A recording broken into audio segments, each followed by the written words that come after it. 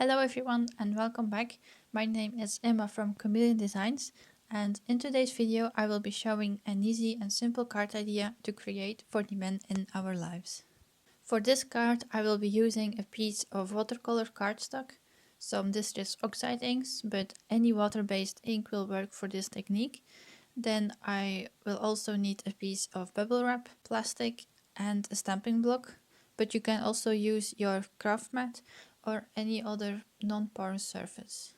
So I start with grabbing the Salvaged Patina ink pad and I put some ink on the block and I add some water to it.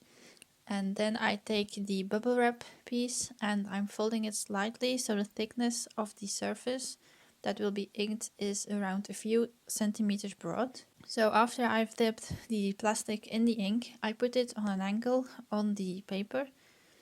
Then I do some more diagonal lines with the same color, and I wanted to lay the color on top of each other so the dots remain and wouldn't fuse together. So I dry the paper in between layers with my heat gun and I repeat the process again until I'm happy with it.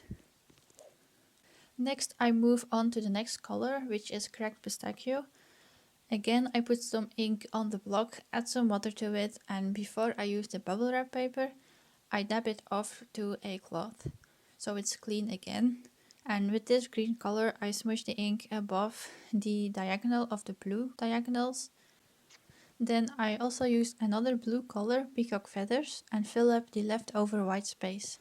As it is the same process again, I've skipped it here, and I also end up going back to the first blue color to add another layer of this lighter blue. But you can really add as many layers as you want until you're happy with the result. So here's what the completed background looks like. And once the background is dry, I take out my trimmer and cut it in half, but on an angle to do it a little bit differently. This way I can also make two cards out of one background. So now we have these background pieces. One option would be to glue this on a card base, add a sentiment and a focal point, and it's done. But here I doubted a little bit if there's not too much white going on or not, as the background piece also has white spots as well. So I end up deciding to go with an ink blended card base.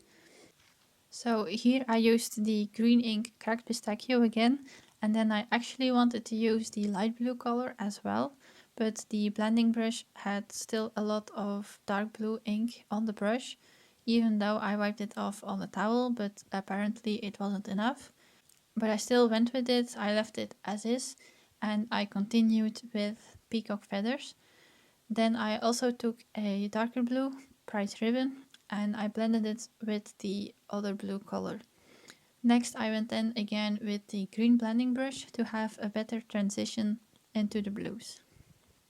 Next I take out the light blue color again and I press it on the stamping block. I add some water to it and splatter onto the card.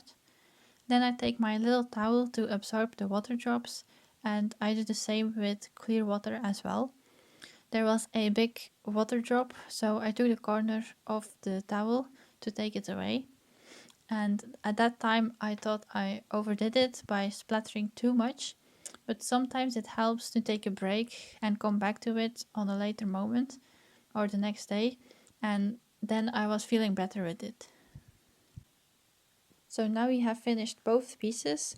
I glue the triangle piece to the upper part of the card and I place some heavy weight on it for the glue to dry. Then I take out my stamping platform and my focal point. This is from My Favorite Things and it's called Hang Out and Celebrate. I place one of the sentiments from the same set on the card, and the focal point really helps me to position the sentiment well. I use my anti-static pouch to remove any static or grease from the card, and then I ink up the sentiment with Versamark ink, which is the sticky ink, and I use white embossing powder.